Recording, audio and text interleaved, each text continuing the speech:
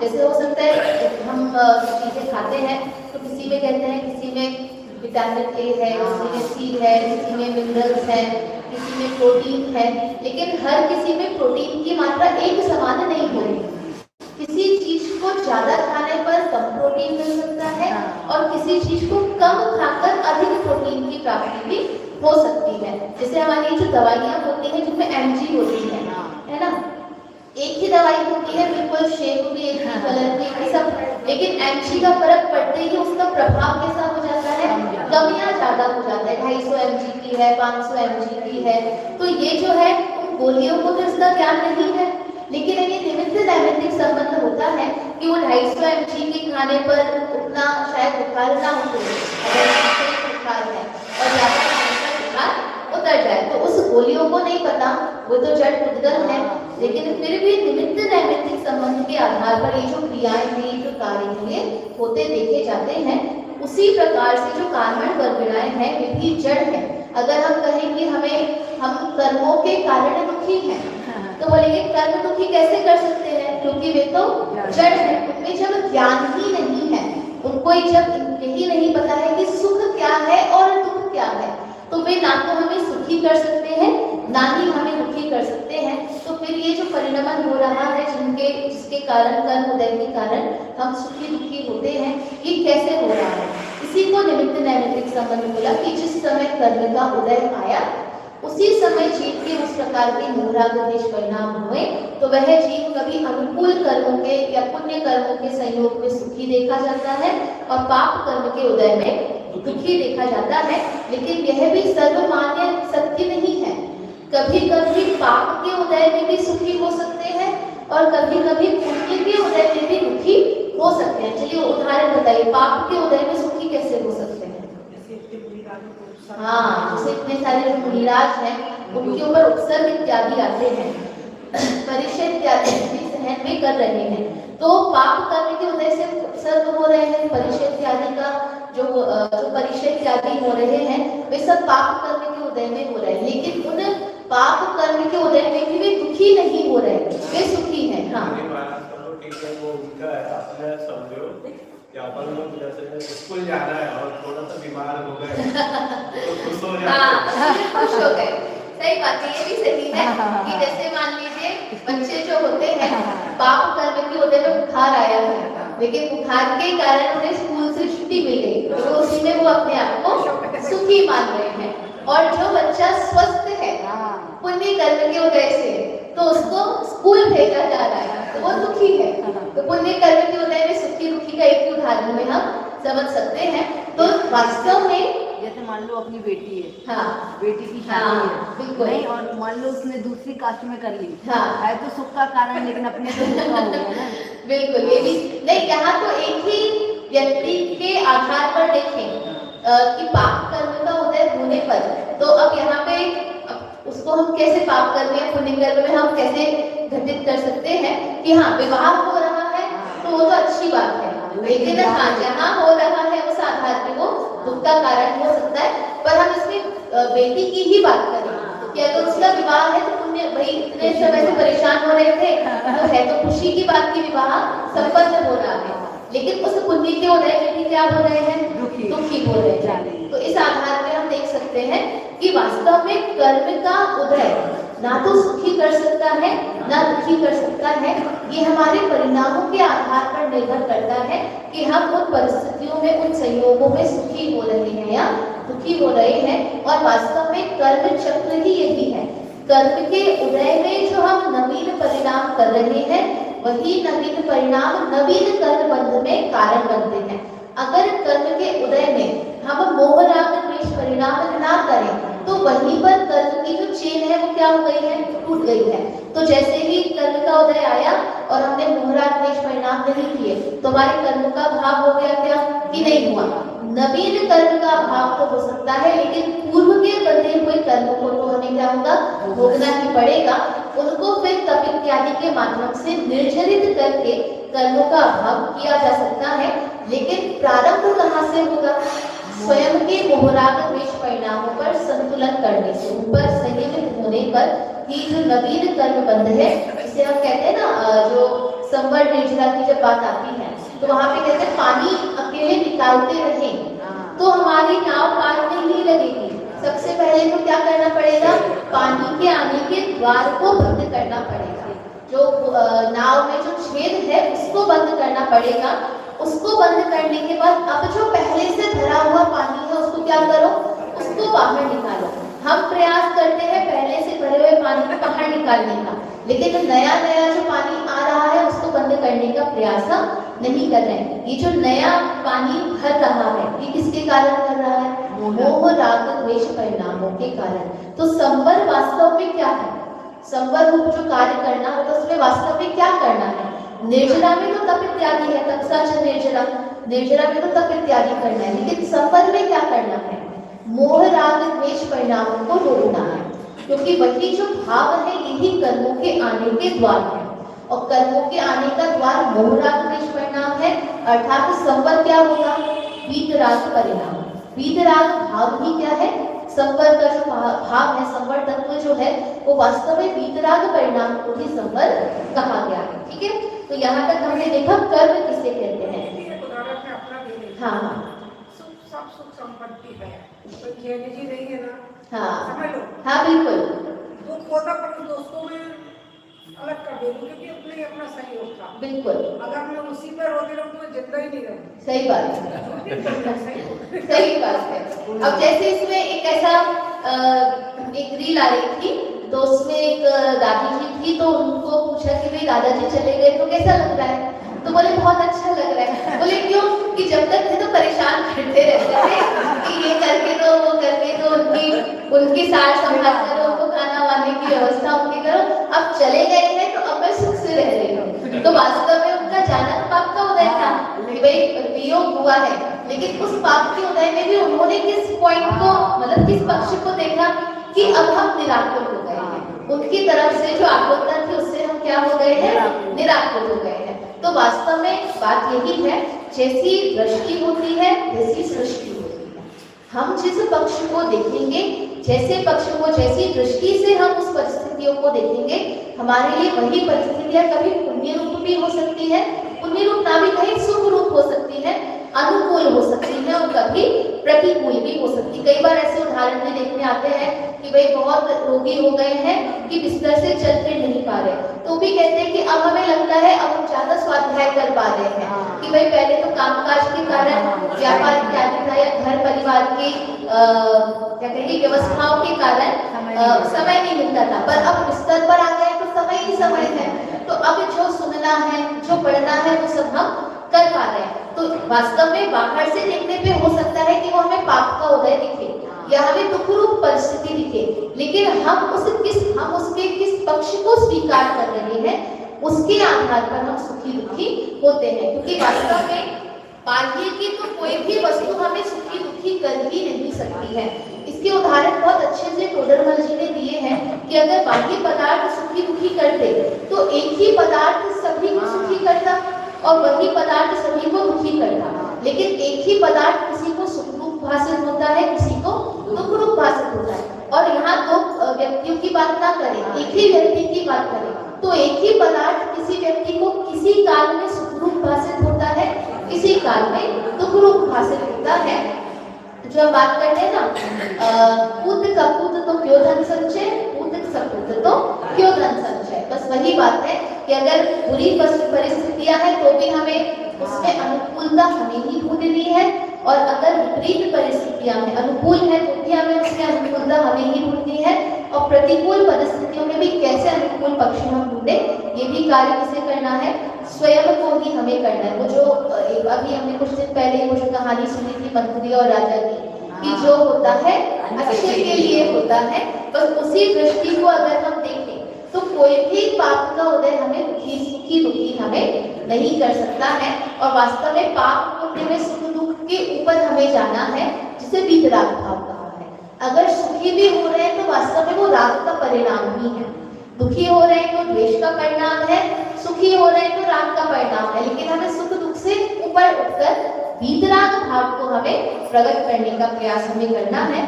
देखिए यहाँ पे कर्म की जब चर्चा आई है तो यहाँ बात कर रहे हैं कर्म बंधन कितने प्रकार के होते हैं। तो कर्म बंधन का अर्थ यहाँ पर है कि जब कर्म बनते हैं तो वे किस किस अवस्थाओं के आधार पर हमारे बनते हैं। एक कर्म आकर हमसे बंधा, अगर कोई मेहमान हमारे घर में आया तो सबसे पहला प्रश्न होता है कि कौन आया, ठीक है, वृद्ध आए हैं कि युवा आए हैं कि बालक आया है कि स्त्री आए हैं कि पुरुष आए हैं, कौन आया है, तो ये हो गई उनकी प्रकृति, ठीक है। अब जब आएंगे तो हम देखेंगे कि उनको कहाँ रुकाना है।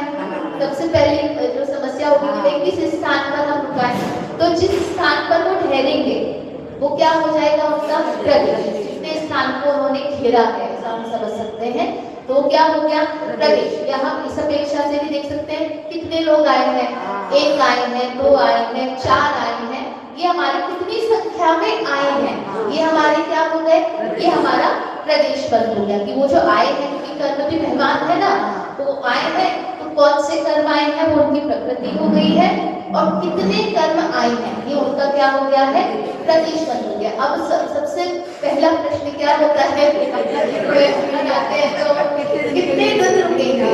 हाँ, हम पूछ नहीं पाते हैं लेकिन हम विचार तो करते ही हैं कि कितने दिन रुकेंगे। ये क्या है, ये उनका स्थिति बना है, ठीक है। अब जब मेहमान जाते हैं तो कुछ ना कुछ देके जाते हैं, है ना। अब आए हैं तो बच्चों के लिए पैसे देंगे, मिठाई देंगे या कुछ ना कुछ इत्यादि देकर जाते हैं।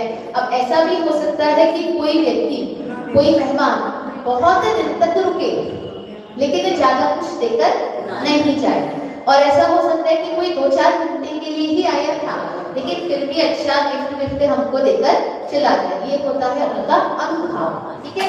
ऐसा भी हो सकता है कि साड़ी लेकर आए पर हमको पसंद नहीं आई, ऐसी साड़ी है कि किसी काम की नहीं है, तो वो पाप रूप, वो प्रतिकूल अनुभाव, मतलब उसका जो रस था वो कैसा था, वैसा था। या हो सकता है कि हमने तो इतनी आवभगत की उनकी और बाद में कहकर चले गए आपने अच्छे से हमारी व्यवस्था नहीं की, और हो सकता है हमने ज्यादा उन पर ध्यान नहीं दिया लेकिन फिर भी वो हमारी बहुत प्रशंसा आभार मान कर गए। ये उसका क्या हो गया, ये अनुभाग शक्ति उनकी कहलाएगी। तो कर्म भी जैसे मेहमान बनकर आते हैं, वास्तव में वे मेहमान ही होते हैं। देखिए जो अतिथि होते हैं वे कैसे होते हैं, वे सम्मान के मतलब सम्मान के अधिकारी होते हैं। अतिथि देवो भव जो हमारे संस्कृति में कहा भी जाता है, वो अतिथि देवो भव क्यों कहते हैं कि जैसे देवताओं का सम्मान किया जाता है, जैसे वे पूज्य होते हैं ऐसे अतिथि पूज्य होते हैं। तो हमें लगता है ये जो कर्म है ना ये अतिथि ही है। क्यों है अतिथि, क्योंकि वे भी बिना सम्मान के नहीं आए, और वो सम्मान कौन देता है, हम ही देते हैं। कैसे देते हैं, मोहराग द्वेष परिणाम करके। अगर हम मोहराग द्वेष परिणाम ना करें तो वे कर्म परिणाम हमारे आजू बाजू में भी रहेंगे लेकिन हमारे घर के अंदर प्रवेश, हमारे जीव के साथ संबंध में नहीं होंगे। और जहाँ हमने उनको विपराग भाव के द्वारा, मतलब विपराग भाव मतलब इग्नोर कर दिया, तो वैसे ही वो क्या होती है, तुरंत चली भी जाती है। जैसे मेहमान को अगर हमें भगाना हो तो क्या करो, इग्नोर करो, है ना, उनका ध्यान मत दो, उनको पूछो नहीं। जैसे ही उनकी पूछताछ बंद करेंगे तो क्या समझ जाएंगे कि ये तो हमें भगा रहे हैं, तो तुरंत चले जाते हैं। कर्म भी वैसे ही होते हैं। हमारे मोहराग द्वेष परिणाम का आतिथ्य जब तक उन्हें नहीं मिलेगा वे हमारे बाजू में रहते हुए भी हमारे घर के अंदर नहीं आएंगे। और जहाँ हमने मोहराग द्वेष परिणामों से दूर वैराग्य भाव के माध्यम से उनको इग्नोर करना शुरू किया, वे तुरंत क्या होते हैं, वे तुरंत जाने भी लग जाते हैं। तो हम सोचें कि कर्म क्यों आ गए, तो हमने बुलाया था इसलिए आए हैं। क्यों रुके, क्योंकि हम उनकी आवभगत कर रहे हैं, अच्छे से उनको खिला पिला रहे हैं अपने मोहराग द्वेष परिणामों के द्वारा, इसलिए वे रुके हुए हैं। तो उनको भगाना हो तो क्या करें, वितराग भाव के माध्यम से, तप इत्यादि के माध्यम से उनको हम निर्जरित कर सकते हैं। ठीक है, तो यहाँ पे कर्म बंध के कितने भेद हैं, 4, प्रकृति बंध, प्रदेश बंध, स्थिति बंध और अनुभाग बंध। प्रकृति बंध का मतलब होता है किस स्वभाव के साथ में आए, मतलब ज्ञानावरण से आए हैं, दर्शनावरण, ये ही प्रकृति बंध के भेद जो है, ये 8 भेद जो बनते हैं कर्म के 8 भेद, ये वास्तव में प्रकृति बंध के ही भेद हैं कि वे किस प्रकृति को लेकर आए हैं। किस स्वभाव को लेकर आए। कर्म बंध हुआ है, लेकिन ये जो कर्म बंध हुआ है ये आत्मा का घात किस प्रकार करेगा, कि ज्ञान का घात करेगा, कि दर्शन का करेगा, कि श्रद्धा का करेगा, सुख का करेगा, वीर्य का करेगा। किस अपेक्षा से, किस स्वभाव के साथ वह आया है, वही उसकी क्या कहलाती है, प्रकृति बंध। कितने भेद हुए प्रकृति बंध के? 8 भेद। ज्ञानावरण के जो 8 भेद है वो प्रकृति बंध के ही भेद कहलाते हैं। अब ये जो जैसे जो कार्बन वर्गनाइट थी, जब तक ये बंधी नहीं थी तब तक क्या वे ज्ञानावरण या दर्शनावरण रूप से भेद थे उनमें कि नहीं थे? ये भेद कब बने? बंधने के बाद। कर्मों आत्मा के मोहरा क्लेश परिणामों का निमित्त पाकर ये किस प्रकृति रूप परिणमित होंगे वह निर्भर करता है। मतलब हमारे जैसे परिणाम होंगे उस आधार पर ये जो कर्म बंधन है ये होता है। अब यद्यपि हमारे जो मोहरा क्लेश परिणाम है ये तो हमारे निरंतर हो रहे हैं, इसलिए कर्म बंधन भी क्या हो रहा है, निरंतर हो रहा है। एकमात्र आयु कर्म के अतिरिक्त 7 कर्मों का बंधन क्या होता है, निरंतर हमारे होता रहता है। उसमें बस जो अंतर पड़ता है वो हमारी कषायों का पड़ता है। वो किस आधार पर हमारी कषाय तीव्र है कि मंद है, उस आधार पर उनकी तीव्रता मंदता का अनुभाग शक्ति पर जो है अंतर पड़ेगा। नहीं तो जो कर्म है, कार्मक वर्गणाएं हैं, वे तो निरंतर प्रति समय क्या हो रही है, हमारी बन रही है। अच्छा मान लीजिए जब हम सो रहे हैं तब तो हम किसी भी प्रकार का मोहरा क्लेश परिणाम नहीं कर रहे, तो उस समय पर कर्म बंधन होगा कि नहीं होगा? होगा। वो जो हम दर्शनावरण में पढ़ रहे हैं निद्रा निद्रा निद्रा, तो वो तो निरंतर ही हमारा दर्शनावरण का जो कर्म बंध का कारण है वो तो निरंतर हमारे हो रहा है। और सोना भी, निद्रा भी क्या है, राग परिणाम है। निद्रा भी जो है हम प्रमाद के अंतर्गत आता है, तो ये भी राग परिणाम के अंतर्गत आता है। और जिस समय हमारे निद्रा हम कर रहे हैं, क्या उस समय पूरे वितराग भाव आ गए हैं? अगर हो जाते तो मोक्ष हो जाता, पहली बार ही सोते और क्या हो जाते, मुक्त हो जाते, हम कर्म रहित हम हो जाते। लेकिन उस समय भी हमारे मोह राग द्वेष परिणाम चलते हैं, जिसको हम कहते हैं ना अवचेतन मन, सब कॉन्शियस माइंड जो हमारा होता है। और उन्हीं मोह राग द्वेष परिणामों के कारण हमें स्वप्न आते हैं। जो हमारे अंतरंग परिणति होती है, हम देखते हैं हमारे स्वप्न भी कैसे होते हैं, उसी आधार पर होते हैं, उसी से संबंधित हमारे जो स्वप्न होते हैं वो उसी से संबंधित होते हैं। इसका मतलब ऐसा कोई भी समय नहीं होता है। अच्छा सोने की बात छोड़िए, जब कोई जीव कोमा में है या बेहोशी में है तब उसके मोहरा क्लेश परिणाम है कि नहीं है? निरंतर, क्योंकि मिथ्यात्व इत्यादि का भाव ही नहीं हुआ है। अनंतानुबंधी जो कषाय है, जो अनंत काल से बनी हुई है, उनका अभाव ही नहीं हुआ है। तो प्रगट में भी मोहरा क्लेश परिणाम ना भी दिखाई दे रहे हो। अभी भी हम लोग सब शांत बैठे हैं तो हमारे मोहरा क्लेश परिणाम तो दिखाई दे नहीं रहे, तो हम सब वितरागी हो गए हैं क्या कि नहीं हुए? अब उसी को कहा गया है क्रिया परिणाम अभिप्राय। जो कोमा में जो व्यक्ति है उनकी क्रियाएं नहीं दिखाई दे रही है, हो सकता है वो स्वयं के परिणाम भी नहीं पकड़ सके क्योंकि वो तो कोमा में है, लेकिन अभिप्राय में जो वासना है, जो कषाय है, जो मोहरा क्लेश परिणाम है, वो तो कैसे है, वो अभी भी पड़े हुए हैं। और उस अभिप्राय के कारण ही निरंतर उसको क्या होगा, उसको निरंतर कर्म बंधन है जो होता रहेगा। ठीक है, तो कर्म बंधन के 4 भेद में प्रकृति बंधन के 8 भेद, ज्ञानावरणादि जो भेद है वो हमारे प्रकृति बंध के हैं। प्रदेश बंध किसे कहते हैं? तो देखिए हमने बात की थी प्रत्येक द्रव्य के प्रदेश होते हैं, है ना। उद्गल द्रव्य कितने प्रदेशी होता है? ऐसे प्रदेशी होता है। जीव कैसा होता है? लोक प्रमाण असंख्यात। धर्म लोक प्रमाण असंख्यात, अधर्म भी लोक प्रमाण असंख्यात। काल नहीं, आकाश अनंत प्रदेशी, और लोक के आधार पर लोक प्रमाण असंख्यात है ना, असंख्यात है, और काल एक प्रदेशी है। तो प्रदेश का मतलब है कि उस द्रव्य ने आकाश के कितने भाग को घेरा, उसको हम प्रदेश कहते हैं। ठीक है, तो जब ये कार्माण वर्गणाएं कर्म रूप से परिणमित होती हैं, तो कर्म रूप परिणमित होने पर भी वो आकाश में ही आगाहन कर रही है, तो कितने कर्म परमाणु आए हैं उन्हीं को ही क्या कहा गया है? प्रदेश। मतलब कितनी संख्या में है, ऐसा हम कह सकते हैं। वो जो कार्माण वर्गणाएं थी या जो स्कंद थे वो कितनी संख्या में आए हैं, उसी का नाम क्या है? उसी का नाम ही प्रदेश बंध कहलाता है।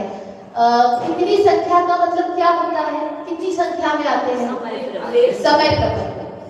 मतलब जितनी संख्या में भी आए हैं उसको एक समय प्रबंध हम कह सकते हैं, और वो फिर बढ़ते जाते हैं, बढ़ना घटना उनका चलता रहता है। तो जितनी संख्या में वे आए हैं, मतलब हमने जो बात की ना कितने मेहमान आए हैं, तो ऐसे ही कितनी संख्या में वो कारमान वर्गणाएं आई हैं, उसको ही हम क्या कहेंगे, प्रदेश बंद कहेंगे। अच्छा मान लीजिए हमारे घर में 10 मेहमान आए, लेकिन वो 10 मेहमान अपना सब भोजन पानी लेकर आए, तो हमको कोई व्यवस्था ज्यादा नहीं करनी पड़ी। और एक मेहमान आया लेकिन उसकी हर समय पूरी व्यवस्था करनी पड़ रही है, फिर गर्म पानी दिया, फिर पानी नहाने को गर्म करके, मतलब पूरे टाइम उसके पास में लगे हुए हैं। तो 10 मेहमानों ने भी परेशान नहीं किया और एक मेहमान भी क्या कर रहा है, परेशान कर रहा है। इसका मतलब कितने कर्म परमाणु आए हैं इस पर निर्भर नहीं करता है कि वो हमें कितना फल देकर जाए। हो सकता है अधिक कर्म परमाणु बंधे हों, लेकिन वो फल देकर अधिक नहीं गए, और हो सकता है अल्प कर्म वर्गणाएं हमसे आकर बंधी है, कम प्रदेश के साथ बंधी है, लेकिन अधिक शक्ति के साथ बंधने के कारण हो सकता है उनका फल क्या हो, फलदान सामर्थ्य अधिक हो। जो अभी हमने भोजन की बात की कि हो सकता है हमने बड़ी गोली खाई, लेकिन उसकी एमजी कम थी, 250 mg की थी या 100 mg की थी, तो वो बड़ी गोली खाने पर भी क्या हुआ, उसका जो पावर थी, उसमें जो शक्ति थी वो अधिक नहीं थी। और हो सकता है कि छोटी सी आप लोग की जो बीपी की और इतनी छोटी छोटी सी गोलियां होती हैं, लेकिन उनमें पावर अधिक होती है कि वो उतनी सी छोटी सी गोली का भी प्रभाव अधिक पड़ जाता है। होम्योपैथिक तो और हाँ, होम्योपैथिक तो और छोटी छोटी सी होती है। ये जो हमारे इसके भेद पड़ते हैं ना, हलाहल नहीं, ये जो विष के जो भेद पड़ते हैं, हलाहल, कांजी, नीम कांजी, विष हलाहल है ना, नीम कांजी विष हलाहल। तो आप बहुत सारे नीम लो तो हो सकता है उसमें कड़वापन कम हो, और वो जो हलाहल कहते हैं, मतलब स्त्री की नोक बराबर भी अगर आपकी जीभ पर पड़ा तो आप क्या हो जाएंगे, मरण को प्राप्त हो सकते हैं, हो जाते हैं। मतलब कम वस्तु में शक्ति कम हो ये जरूरी नहीं है, और अधिक वस्तु में शक्ति अधिक हो ये भी आवश्यक नहीं है। अगर हमने तराजू में एक पल्ले पर 1 किलो रुई रखी और दूसरे पल्ले पर 1 किलो लोहा रखा, तो भारी कौन सा है, दोनों बराबर है। संख्या ज्यादा है। हाँ, यही क्वेश्चन आया था, मतलब वजन में तो उतना ही रहेगा। हाँ, 1 किलो बोल रहे हैं ना, क्योंकि हाँ 1 किलो रुई है और 1 किलो लोहा है, लेकिन संख्या में, क्वांटिटी में हम देखें तो लोहा इतना सा है, जो हमारी सब्जियां बेचते तो बाट होते हैं ना छोटे छोटे से, उसका 1 किलो का बाट छोटा सा है, लेकिन रुई कितनी सारी होगी, कि बहुत सारी भरी हुई बोरे में भरी हुई 1 किलो रुई होगी। इसका मतलब प्रदेश ये निर्धारित नहीं करते हैं हम, हाँ, प्रदेश अधिक प्रदेश होने पर भी यह निर्धारित नहीं होता है कि उसमें फल देने की शक्ति अधिक हो, और कम प्रदेश से आए हैं ये भी मतलब आवश्यक नहीं है कि वो कम शक्ति वाले ही हो। प्रदेश सिर्फ इतना निर्धारित करते हैं कि कितनी संख्या में कर्म परमाणु आए, ठीक है।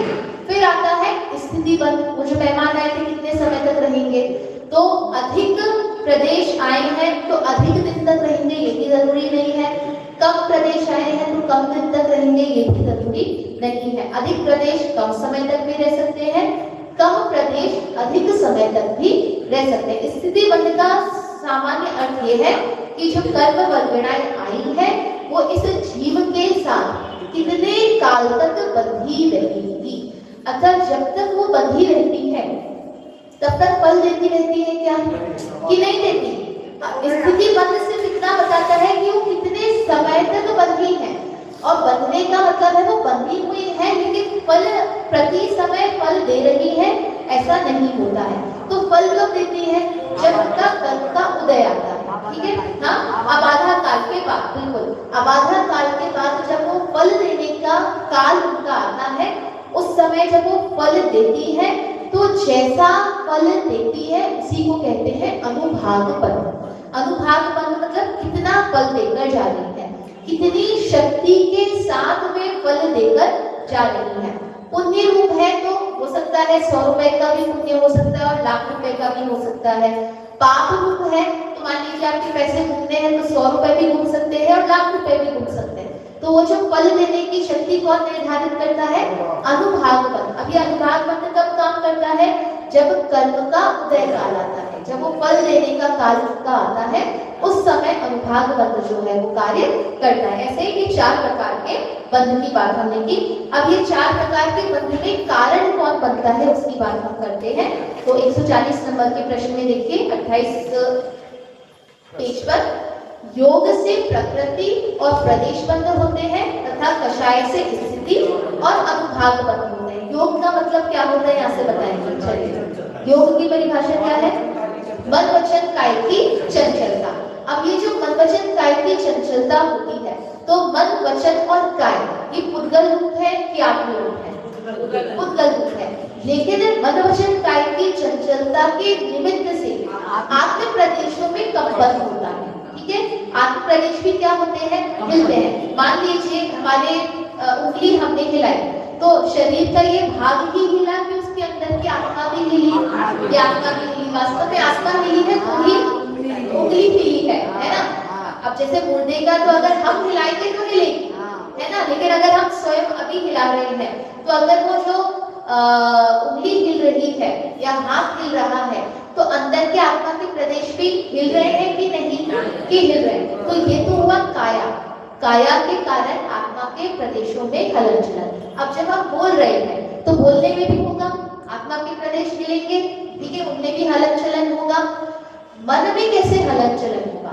क्योंकि मन तो स्थिर है। अब हम एकदम ध्यान लगा के ना तो अपने शरीर को हिला रहे हैं और ना ही हम अपने जो वाणी है उससे हम कुछ वचन को बोल रहे हैं, तो वचन के माध्यम से भी कोई हलन चलन नहीं हो रहा। हम एकदम शांत बैठे हैं लेकिन मन चल रहा है, मन का कार्य चल रहा है। तो मन के कार्य के कारण आत्मा के प्रदेशों में हलन चलन कैसे होगा?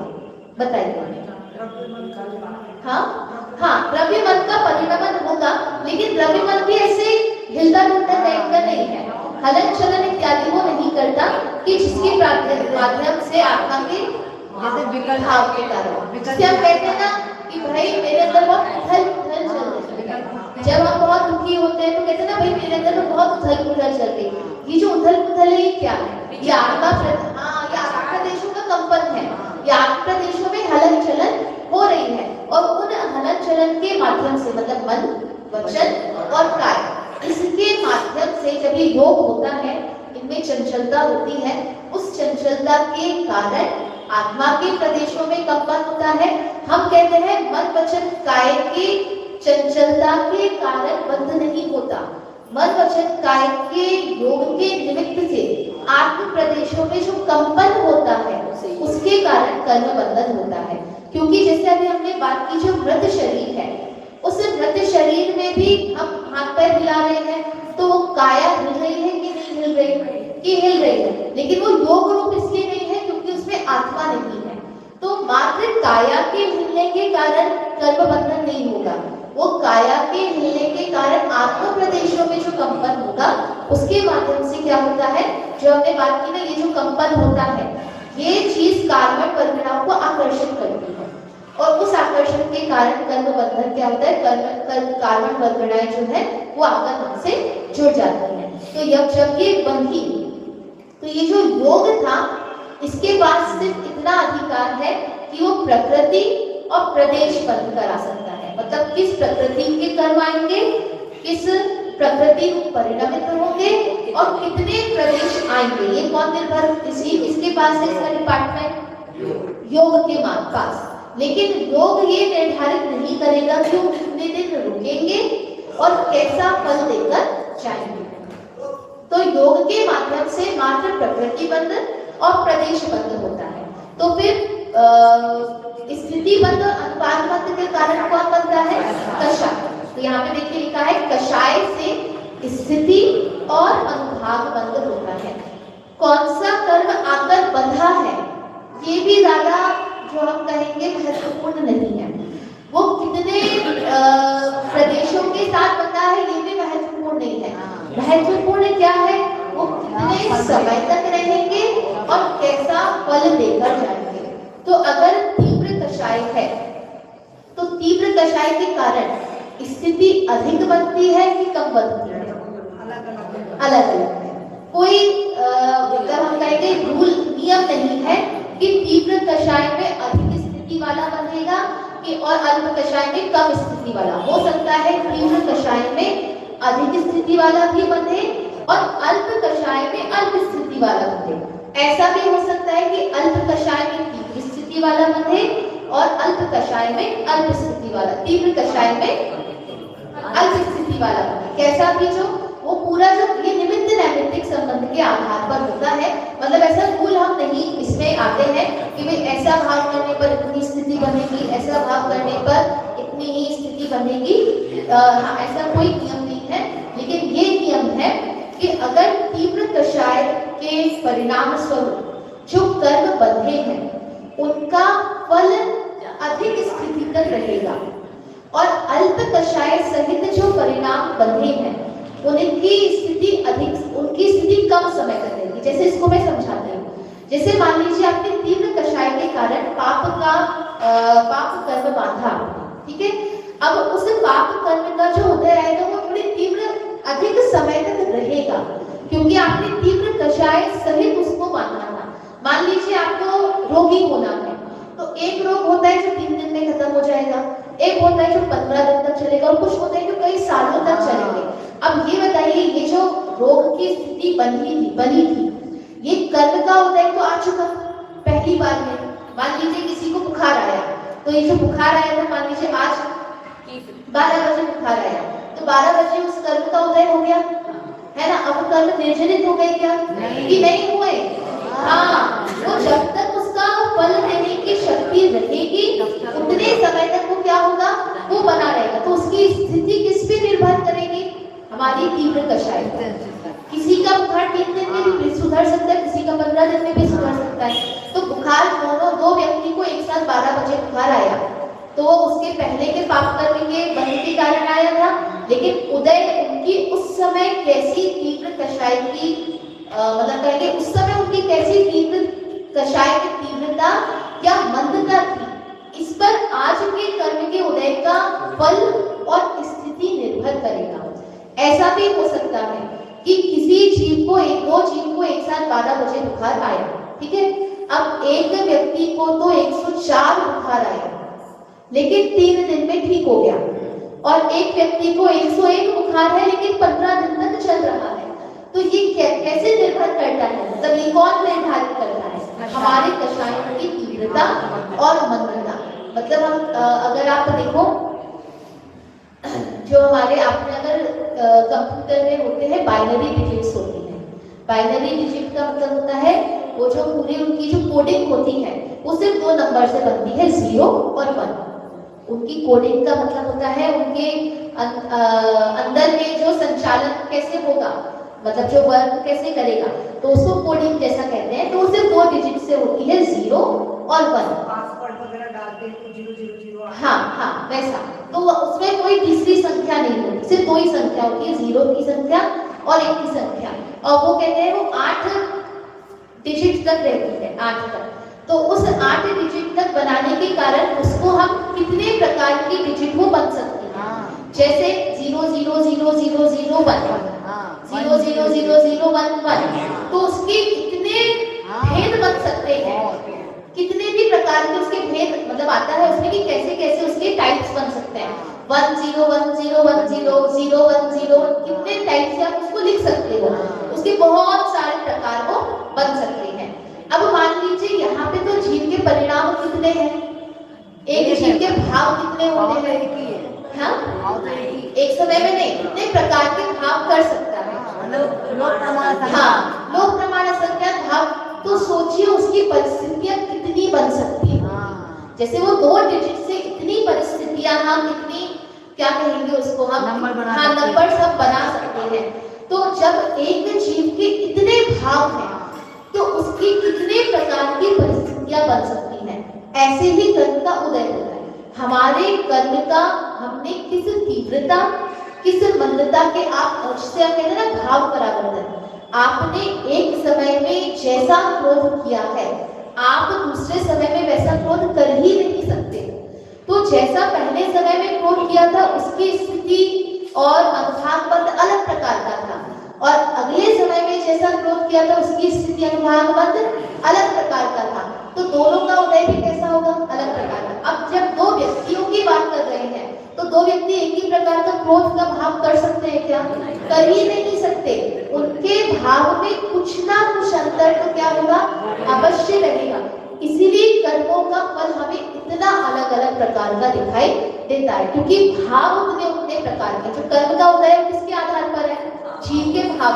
क्योंकि जीव के भाव इतने प्रकार के हैं, इसलिए कर्म का उदय, कर्म का फल भी उतने प्रकार का हमें प्राप्त होता है। इसलिए हम कहते हैं ना, किसी का कम बुखार ज्यादा समय तक है, ज्यादा बुखार कम समय तक है, हो सकता है ज्यादा बुखार ज्यादा समय तक रहे, कम बुखार। कितनी परिस्थितियां बना सकते हैं इसकी? कितनी भी बन सकती है, क्योंकि जीव के भाव भी उतने ही प्रकार के होते हैं। तो हमारे 4 प्रकार के बंध में प्रकृति प्रदेश बंध योग के कारण होता है, स्थिति अनुभाग बंध कषाय के कारण होता है।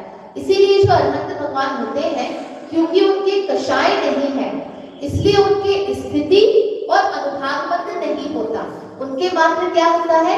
प्रकृति योग होने के कारण उनके मात्र प्रकृति और प्रदेश बंध होता है। प्रकृति प्रदेश बंध में क्या होता है? वो आते तो हैं, लेकिन जब वो देखते हैं कि कषाय ही नहीं है, तो जब कषाय नहीं होगी तो स्थिति बंध नहीं होगा, तो रुकेंगे कैसे? क्योंकि उनका कोई काल ही निश्चित नहीं हो पाता है, और काल निश्चित नहीं होगा तो फल देने की शक्ति की बात भी नहीं आती है। इसलिए आते हैं और चले जाते हैं। इसी को क्या कहते हैं? ईर्यापद आश्रम कहते हैं। ईर्यापद आश्रम मतलब जिस रास्ते आए हैं उसी रास्ते चले गए हैं। जैसे आए थे वैसे चले गए, ना तो रुके और ना ही फल देने की शक्ति उनमें रहती है। अब देखिए प्रकृति बंध की परिभाषा। चलिए, आप तो ये सब पढ़ चुके हैं, तो आप ही बताइए प्रकृति बंध की परिभाषा बताइए, किसे कहते हैं? हाँ,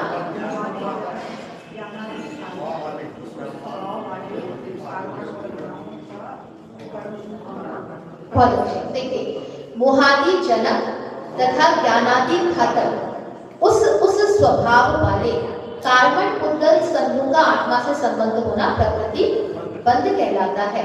मोहादि जनक, मोहादि जनक मतलब मोह को उत्पन्न करने वाले होते हैं, लेकिन वास्तव में मोह को उत्पन्न करने वाले बाद में बनते हैं। आते ही साथ मोह के जनक नहीं होते हैं। जब उनके कर्म का उदय आएगा ना, तब मोह के जनक में बनते हैं, लेकिन मोह के जनक होते हैं। किसके लिए होते हैं? सभी के लिए होते हैं या कि नहीं होते? जो राग द्वेष करता है, जो मोह राग द्वेष परिणाम युक्त होता है, उसके लिए मोहादि जनक होते हैं। मतलब ये सर्वमान तथ्य नहीं है कि प्रकृति बंध में जो कर्म बंधे हैं मोहादि जनक ही हो, क्योंकि अन्य जो जीव तप इत्यादि कर रहे हैं उन सभी के भी कर्म का उदय निरंतर हो रहा है, लेकिन उनके लिए मोहादि जनक नहीं हो पाते हैं। ठीक है, मोहादि जनक ज्ञानादि घातक ठीक है, ये वाला पॉइंट हम ले सकते हैं कि सर्वमान्य है कि अगर ज्ञानावर्णादि कर्म इत्यादि बंधे हैं तो जब तक उन कर्म का बंधन है या उदय है तब तक भी ज्ञानावर्णादि जो है उन गुणों को या उन स्वभावों का क्या करेंगे? घात करके वे रखेंगे। ठीक है, तो ये जो कर्म होते हैं, जितने भी कर्म बंधे हैं, सामान्य रूप से कहें तो मोहादि जनक है। मतलब जब कर्म का उदय आता है तो उन कर्म के उदय के निमित्त से जीव मोह राग द्वेष परिणाम करता है, इसलिए उनको मोहादि जनक कहा। और कैसे है? ज्ञान आदि घातक। सभी कर्म ज्ञानादि घातक नहीं है, मतलब सभी कर्म ज्ञान घातक नहीं लिखा, ज्ञान आदि घातक। ज्ञान आदि घातक मतलब ज्ञान घातक, दर्शन घातक, सुख घातक, श्रद्धा घातक, वीर घातक, ऐसा हम इसको समझेंगे। और कैसे है? उस स्वभाव वाले। किस स्वभाव वाले?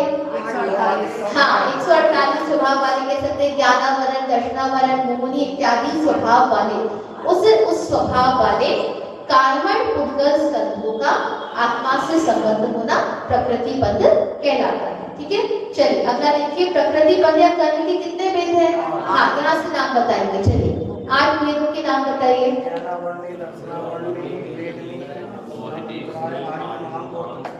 हाँ, ये अब क्रम से बताएंगे। पहला, दूसरा, तीसरा, चौथा,